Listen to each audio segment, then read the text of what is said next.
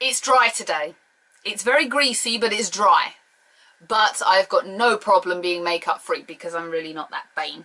I do have a problem with how dirty my hair is, but it's just like lazy day mania today, even though it's Monday. Many of you are in work today, but I'm not. Yay!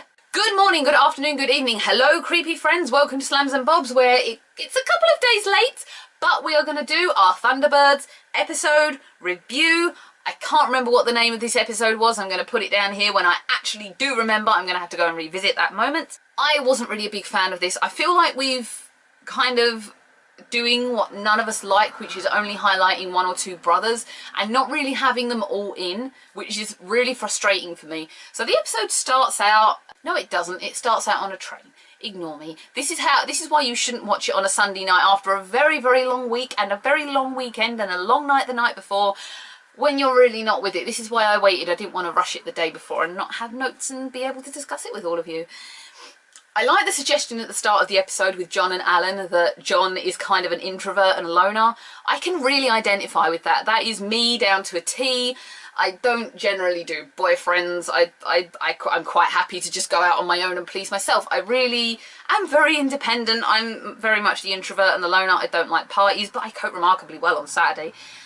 And you know, that is me to a T. So from that aspect, I'm kind of enjoying that because I can identify with John Tracy, even though we all know Gerry Anderson hated John Tracy. Sorry, Gerry. This episode is about a train that can't stop. So John catches a train test that's malfunctioned. He hears it over when he's searching his globe thing. He's going all over the globe whilst talking to Alan. Eventually he brushes Alan off. We'll get to talking about Alan in a minute. So Scott takes Brains with him to try and stop the train. And they basically get into a whole thing here. They try using Thunderbird 1 to avoid disaster, because if the train doesn't stop, it's going to eventually crash and it's going to cause disaster. Many rescues will be required there. Gordon and Virgil were somewhere else in this episode, I can't remember where. Throughout this episode, it's putting emphasis on Alan still being the child, and he's having lessons. Why, we'll never know, but again, we'll get on to Alan in a minute.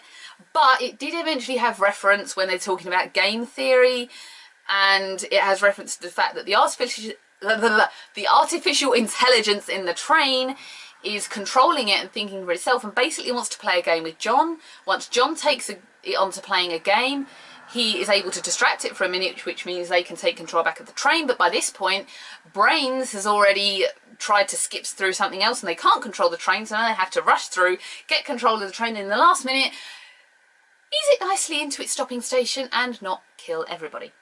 Let's start from the top with this. Why is Alan still being the kid brother? That is just too movie mode. Didn't really like that at all. I'm really not feeling that. It's just winding me up more and more as the time goes on that Alan is the baby and not a full brother. When you think about it in the original, in our loved original, and I'm looking at it here on the chair, he was a fully fledged astronaut pilot. He'd finished college and all the whatnot, probably only just recently when the original started. So why is he the child now? I suppose really I only have an older brother and I'm the youngest anyway, but maybe when you're the youngest of a family of boys like that, then, you know, maybe you just do get babied. I'm not quite sure. Grandma Tracy's still in the onesie. You know, you'd think having all that money they'd buy her a new blooming outfit, right? Why was Brains so rude? I don't know Brains to be that rude. He literally... Scott asked him for an answer and he's just like, yeah, you do this, bye. Rude? Rude? Rude, rude, rude, rude, rude, seriously? Why did you behave like that? I still don't like Max. That thing is just blooming annoying. I don't like it. Why does he embrace it? Just, no, just please get rid of Max. And I still don't like the voice of Brains because it doesn't suit the character. In my opinion, and in many of your opinions, I think collectively as a unit, we don't like Brains. Is that right? Correct me if I'm wrong. I'm also noticing that the stammer is being edited out of Brains more and more and more as the series goes on, as we've mentioned. Though I'm questioning really, and I mentioned this on a comment to someone on here, whether it's more about the media perfection side of things. So you know how Photoshop, you know, perfects women when they're standing and just enhances their boobs and, you know, perfects their face and would edit out this, for example. You know, maybe for me that's what that's all about. It's kind of going, well, you know, we want perfection and the stammer makes a character imperfect. Well, yeah, but that's also what defines Brains in a way.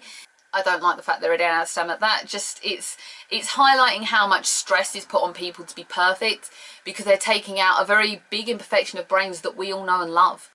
One thing I didn't like was how involved in the mission Brain was. I mean, like when he zip lines down Thunderbird 1, that just, you know, Brains has been on missions before. I mean, there was that one up in the tower I remember from the very old series that I can't remember the name of, and I'm sorry for that stupid motorbike interrupting us. You know, and then the one of my favourite episodes where him and Tintin and a couple of others are out in the desert and the hoods hypnotise Tintin and Brains is buried neck deep in the sand. Brains has had his moments of being the star, but I just felt like what they did with him here wasn't really 100% necessary, just my opinion. I wasn't big on it. I feel like it's too much, you know. Just agree with me if you want, disagree. We can disagree and agree happily. I don't expect everyone to agree with my opinions. I do love the use of updated technology. So when you see Scott and Brains on the train and Scott just like puts on his wrist and this little thing of Thunderbird 1 comes up and he's like swimming around with it and controlling it from his wrist, I love that element of it. I do think that's something Gerry Anderson would love. Just myself, I think he would really be into that. Because, I mean, if you think about it, Gerry Anderson really created Skype before Skype was even invented. When you think about it, when they, you know, the eyes flashed and the video face popped up, that's Skype. That's Skype in the 1960s. Ha! Oh, and while we're on the thing of technology, touching this side to communicate with people, so X-Men from the 90s. X-Men, remember, okay? The absence of characters, as I mentioned, is becoming very annoying. You know, I want to see everybody as involved as possible, even if they're just sitting down in the space, communicating with whoever's controlling the mission. You know, and the fact that Thunderbird 1 and 2 are separated when normally Thunderbird 1 and 2 will be together on every mission. Maybe it's good because it means that they can multitask, and men can't really multitask. So maybe they're controlling 2 missions at once, 2 rescues, 2 whatevers at once. Maybe that's a good thing, but for me it's kind of distracting that everyone's not where they should be and we're only seeing 1 or 2 people at once. And Alan's being babied. I'm still not going to get that out of my head. I feel like we're not bonding with them a group. It's all well and good, like last week highlighting Virgil, and I still love Virgil, and showing that, you know, they can do all these things individually on their own and highlighting each person, but we're not bonding with them as a whole unit and a whole team and a whole family, if you like. And I feel like we're missing out there. Kind of a bum note episode again. I don't think anything's still compared to Fire Flash for us yet, so maybe hopefully in the next few weeks we're going to get something a bit more exciting. Maybe. Thank you very much for watching this, everyone. Comment down here, tell me what you think, share, like, dislike. I don't mind what you do. Let's talk. Bye.